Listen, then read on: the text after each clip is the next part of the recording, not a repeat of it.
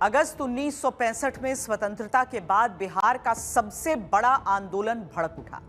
एक तो महंगाई, ऊपर से केबी सहाय सरकार का भ्रष्टाचार, पुलिस दमन ने आग और भड़का दी।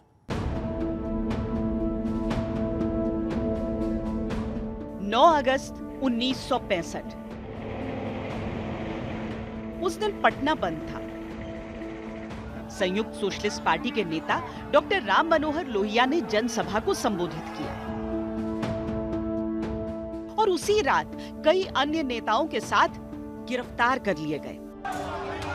अगले दिन जब इन गिरफ्तारियों के खिलाफ गांधी मैदान में जनसभा चल रही थी तो पुलिसिया कहर प्रदर्शनकारियों पर टूट पड़ा। देखिए, डॉक्टर लोहिया कांग्रेस समाजवादी पार्टी के संस्थापकों में से एक थे। उनके साथ जयप्रकाश बाबू थे, आचार्य नरेंद्र देव थे, अशोक मेहता थे, अरुणा आशफ अली थी, यूसुफ मेहर अली थे, वगैरह वगैरह वगैरह। और बिहार और उत्तर प्रदेश समाजवादी आंदोलन के लिए सबसे ज़्यादा फर्टाइल लैंड उस समय लग रही थी। जगह जगह बड़ी सभाएं हो रही थी और डॉक्टर लोहिया भी ताज़ा यूपी के कन्नौज से चुनाव जीत करके आए थे और समूचे उत्तर भारत में कांग्रेस विरोधी अभियान में जुटे हुए थे। उसी क्रम में पटना में ये सभा थी और उन्होंने जनसंघ, कम्युनिस्ट सभी दलों से ये आग्रह किया कि आने वाला जो चुनाव है 67 का, उसमें सब इकट्ठे मिलकर चुनाव लड़ें और कांग्रेस को सत्ता से अलग करने का काम करें। और उसी का प्रभाव हुआ कि सारे देश में गैर कांग्रेसी वातावरण बना। डॉक्टर राम मनोहर लोहिया ने पटना में गांधी मैदान में बहुत बड़ी सभा संबोधित किया और उस सभा में वो कहते हैं कि बहुत धारदार तरीके से उन्होंने विचार अपने रखे।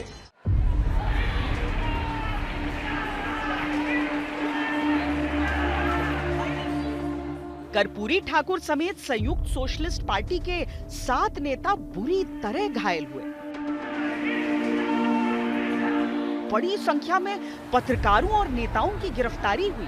हजारीबाग जेल में बंद डॉक्टर लोहिया ने अपनी गिरफ्तारी को चुनौती दी।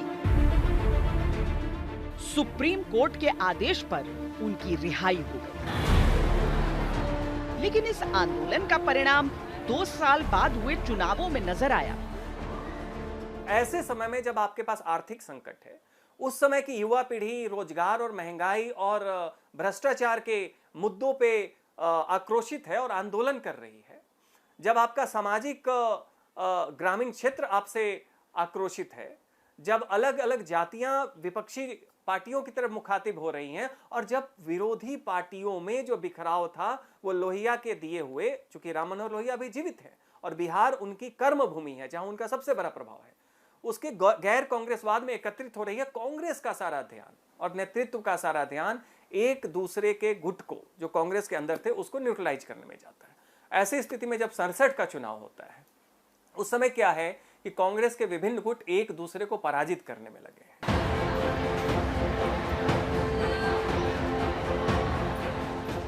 इसी बीच 1966 में अर्थव्यवस्था कुछ और चरमराई।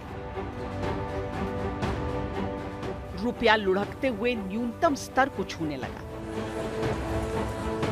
कुदरत ने भी बिहार को नहीं बख्शा। प्रदेश भयंकर अकाल की चपेट में आ गया। चारों ओर भूखमरी फैल गई।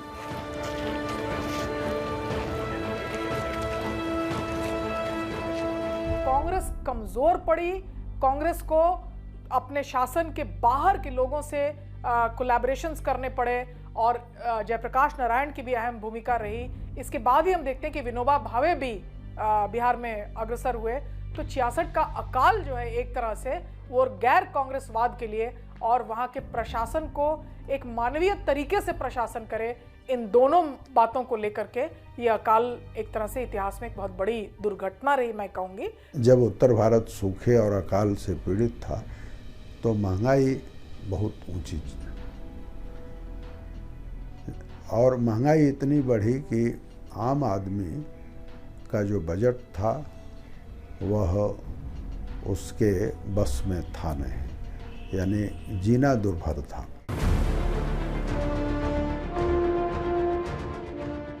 इसी पृष्ठभूमि में 1967 के चुनाव हुए थे। 20 साल से लगातार शासन कर रही कांग्रेस के पांव उखड़ गए। बिहार विधानसभा में कांग्रेस अब भी सबसे बड़ी पार्टी थी, लेकिन उसे आजादी के बाद सबसे कम 128 सीटें ही मिली। उन चुनावों में कांग्रेस के बाद दूसरा नंबर था संयुक्त सोशलिस्ट पार्टी का। कांग्रेस विरोध का आलम कुछ ऐसा था कि सभी विपक्षी पार्टियां एकजुट हो गईं।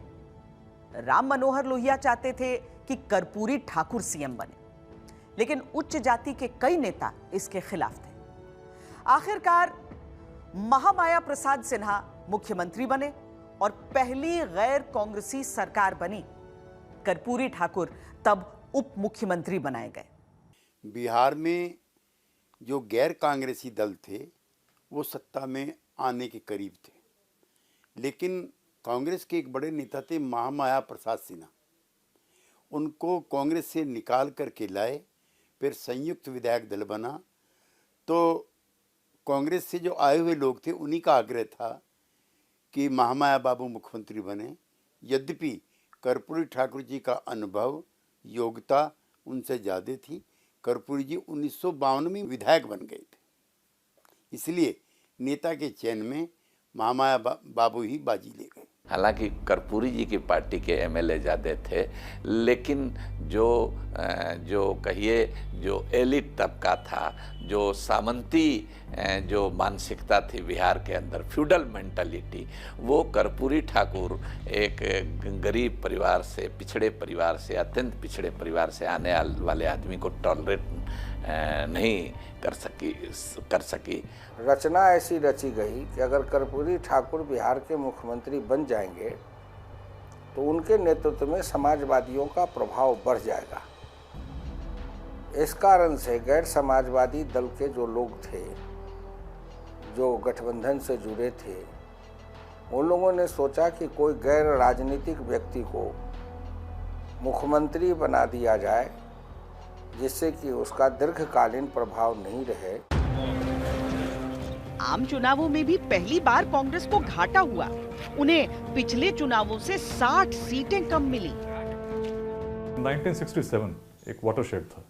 बिहार में पहली बार एक नॉन कांग्रेस गवर्नमेंट बनी थी और अनेक अलग अलग विचारधाराओं के लोगों ने मिलकर एक अलायंस बनाया था।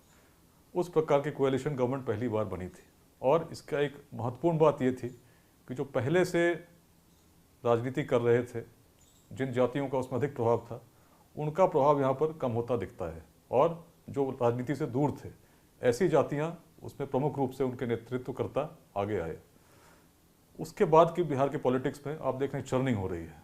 जो पुराने एस्टैब्लिश्ड जातियाँ थीं, उनसे लोग कम हो रहे हैं और नए लोग राजनीति की ओर बढ़ रहे हैं। लेकिन विपक्ष कुछ इस तरह से बंटा था कि पार्टियां ही बंटती बिखरती चली गई।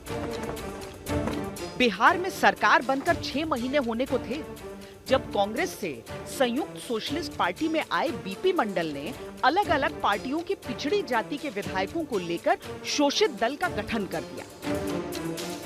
शोषित दल भी इन्हीं जो टकराहट थी कांग्रेस के अंदर, उसी का एक तरह से रिफ्लेक्शन है, एक तरह से उसका कल्बिनेशन है। एक ऐसा सर्वमान्य, सर्वस्वीकृत कोई नेतृत्व नहीं था जिसकी अगुवाई में, जिसके इर्द गिर्द सारे लोग एक होते। गठबंधन की सरकार 10 महीने के आगे नहीं चल सकी और जिस कांग्रेस के विरोध के नाम पर पार्टियां एकजुट हुई थीं, उसी कांग्रेस के समर्थन से शोषित दल ने सरकार बना ली। ये एक अजीब सा दौर था। राजनीतिक महत्वाकांक्षाओं के बीच लोगों की उम्मीदें दम तोड़ रही थी। दलित सशक्तिकरण के नाम पर पदों की सियासत हो रही थी। समर्थन के इनाम के तौर पर सीएम का पद भी बढ़ रहा था।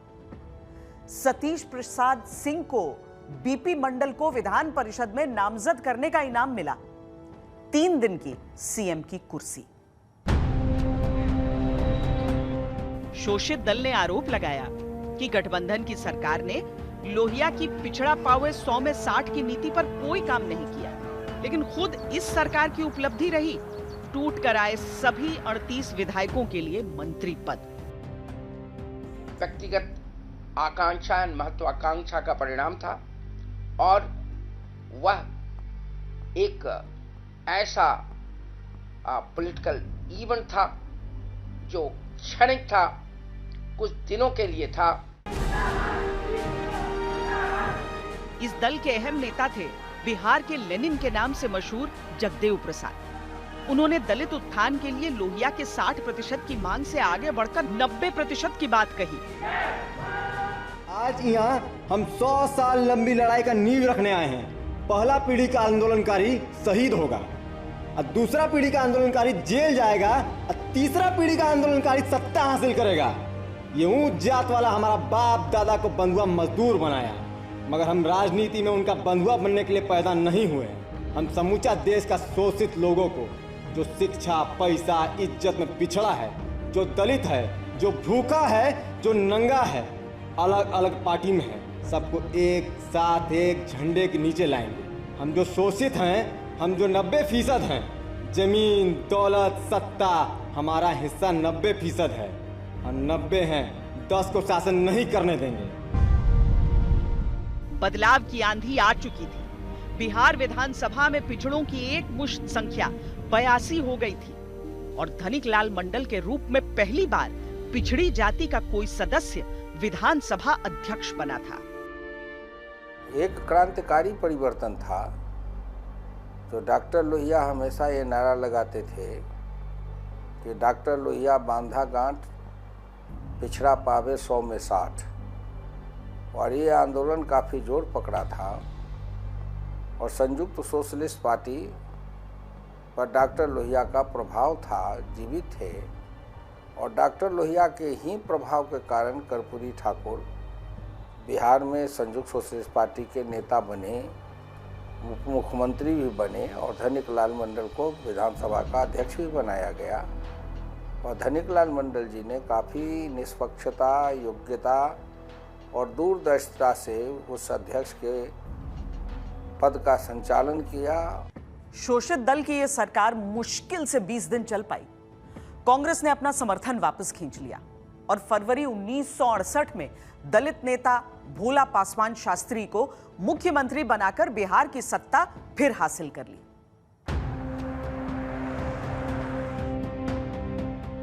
इसी बीच जून 1968 में बिहार में राष्ट्रपति शासन लागू हो गया और इसी के दौरान हुए मध्यावधि चुनाव।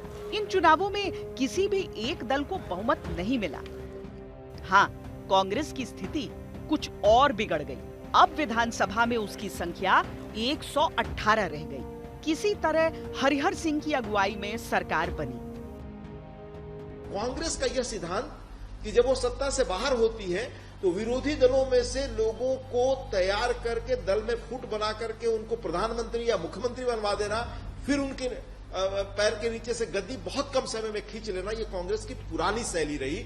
और इसकी शुरुआत बिहार से हुई थी, जो बाद में आपने देखा कि चरण सिंह को प्रधानमंत्री बनवाकर उनको विश्वास मत भी नहीं प्राप्त करने दिया, चंद्रशेखर जी को 1 साल भी नहीं चलने दिया। ये कांग्रेस की कार्य संस्कृति का हिस्सा रहा। इस बीच केंद्र की सियासत में भी बहुत कुछ चल रहा था। 1969 में अनुशासनहीनता के नाम पर इंदिरा गांधी को पार्टी से निष्कासित कर दिया गया, लेकिन इंदिरा प्रधानमंत्री थी और उनके साथ ऑल इंडिया कांग्रेस कमेटी के आधे से अधिक सदस्य आ गए। इंदिरा गांधी के कांग्रेस को चुनाव आयोग ने असली कांग्रेस माना और मोरारजी देसाई, के कामराज के साथ कांग्रेस का दूसरा धड़ा कांग्रेस ओ यानी संगठन कांग्रेस कहलाया। इंदिरा गांधी के खिलाफ एक पुराने कांग्रेसी नेताओं की सैद्धांतिक लड़ाई थी। उस सैद्धांतिक लड़ाई के कारण कांग्रेस संगठन बना। बिहार में हरिहर सिंह की सरकार गिर गई और 13 दिन के लिए कांग्रेस ओ के भोला पासवान शास्त्री की सरकार बनी। ये मुख्यमंत्री के तौर पर उनका दूसरा कार्यकाल था। इसके बाद करीब 10 महीने के लिए दरोगा प्रसाद राय सीएम बने। फिर 163 दिन के लिए कर्पूरी ठाकुर की सरकार बनी और फिर 222 दिनों के लिए भोला पासवान शास्त्री फिर सीएम की कुर्सी पर बैठे। 67 में कांग्रेस हार गई, संघ विधायक दल बना, फिर टूटा तो उसके कारण कभी इधर से उधर, कभी उधर से इधर। लेकिन मैं दो नेताओं के बारे में बहुत विशेष रूप से चर्चा करूंगा। एक तो भोला पासवान शास्त्री, बहुत ही सुलझे हुए नेता थे, और कर्पूरी ठाकुर तो खुद महान नेता थे। कर्पूरी ठाकुर का मैं बहुत सम्मान करता हूं। वो व्यक्ति 66 साल की उम्र में चले गए, वो पीएम मटेरियल थे, जान लीजिए आप। और कर्पूरी ठाकुर के बारे में ये देश को जानना ज़रूरी है। उनको नरेंद्र मोदी जी ने भारत रत्न दिया, बहुत सही दिया। वो पिछड़ों, अति पिछड़ों, गरीबों के महान नेता थे, और उन्होंने इस तबके में ये विचार जगाया कि तुम्हारा बदलाव और तुम्हारी किस्मत का सुधार लोकतांत्रिक तरीके से संभव है। बिहार में जितने ही सत्ता का परिवर्तन हुआ, उतनी ही पिछड़े वर्गों के लोगों को अवसर मिला और उनमें जागृति आई। बिहार का सौभाग्य था कि दलित समाज से पहली बार भोला पासवान शास्त्री जैसे ईमानदार, चरित्रवान, लोकप्रिय, सुयोग्य व्यक्ति को मुख्यमंत्री बनने का अवसर मिला। इसी दौर में दल बदल की राजनीति से भी सबका परिचय हो रहा था। 67 से 69 के बीच केवल 2 साल में 6 सरकारें बनी और गिरी। इस बीच केंद्र में स्थिति बदल रही थी। महंगाई, बेरोजगारी और उदासीनता को 1971 जंग की बेमिसाल जीत ने बदल डाला था। इंदिरा में विरोधियों को भी दुर्गा नजर आ रही थी। जिन नीतियों की खातिर, जिस लक्ष्य को लेकर बिहार में विपक्ष खड़ा हुआ था, कांग्रेस के खिलाफ एकजुट हुआ था, उसका आधार खिसक रहा था। निजी महत्वाकांक्षाओं में सार्वजनिक भलाई की मंशा उलझकर तार-तार हो गई थी। 1967 में संयुक्त सोशलिस्ट पार्टी की सरकार के बाद से 5 साल में 9 सरकारें बन चुकी थीं। 71 के रण विजय ने इंदिरा गांधी की छवि को कुछ ऐसा बदला कि पार्टी का सियासी वर्तमान ही चमक गया। 1972 के बिहार विधानसभा चुनाव में कांग्रेस ने 167 सीटों के साथ बहुमत हासिल कर लिया। गठबंधन और गुटबाजी के अध्याय का पटाक्षेप हो गया। लेकिन सालों से सत्ता के अंदर बाहर होती रही कांग्रेस में अब स्थानीय स्तर पर भयंकर गुटबाजी थी। कोई एक मान्य नेता पार्टी में था नहीं और सर्वोच्च पद पर आसीन करने के पीछे सामाजिक गणित अहम हो जाता था। ये वो दौर है जब समाजवादी राजनीति के दबाव के चलते कांग्रेस के अंदर भी पिछड़े वर्ग के नेताओं को थोड़ी तरजीह मिलनी शुरू हो गई थी। और ऐसे में जो कांग्रेस पार्टी के अंदर ये पिछड़े वर्ग के नेता थे, चाहे वो दारोगा प्रसाद राय हों या बहुत सारे लोग, वो अपने अपने अधिकार के लिए, अपने अपने एम्पावरमेंट के लिए अपनी अपनी ताकत को एसर्ट कर रहे थे। कांग्रेस आला कमान के निर्देश पर केदार पांडे को मुख्यमंत्री बनाया गया। हालांकि उनके खिलाफ सुगबुगाहट पार्टी में उस वक्त भी थी। नियंत्रण मजबूत करने के लिए सरकार गठन के बाद केदार पांडे 7 मंत्रियों को हटाना चाहते थे, पर मंत्रियों ने इस्तीफा ही नहीं दिया। पहली बार शायद कांग्रेस में कोई पिछड़ी जाति का व्यक्ति मुख्यमंत्री बना। अगर उनको कंटिन्यू रहने की स्थिति कांग्रेस ने बनाई होती तो कांग्रेस के हालात नहीं होते, कांग्रेस की स्थिति नहीं होती। लेकिन कांग्रेस की अंदरूनी गुटबाजी और कांग्रेस में जो बिहार की राजनीति में स्थिति रही है, उसमें ताकतवर समूह के लोगों ने अपने को एसर्ट करना शुरू किया और सत्ता परिवर्तन का खेल शुरू हुआ। इसके बाद शुरू हुआ सियासी ड्रामे का लंबा दौर। केदार पांडे ने मंत्रिमंडल को ही भंग कर दिया और अप्रैल 1973 में जब दोबारा मंत्रिमंडल का गठन हुआ तो शपथ ग्रहण के दिन ही कई विधायकों ने मंत्री बनने से इनकार कर दिया। किसी तरह यह नाटक उस दिन तो खत्म हुआ, लेकिन 2 महीने बाद 24 मंत्रियों ने केदार पांडे के प्रति अविश्वास जता दिया। आला कमान को केदार पांडे को हटाना पड़ा और 2 जुलाई 1973 को बिहार को पहला अल्पसंख्यक मुख्यमंत्री मिला, अब्दुल गफ्फूर।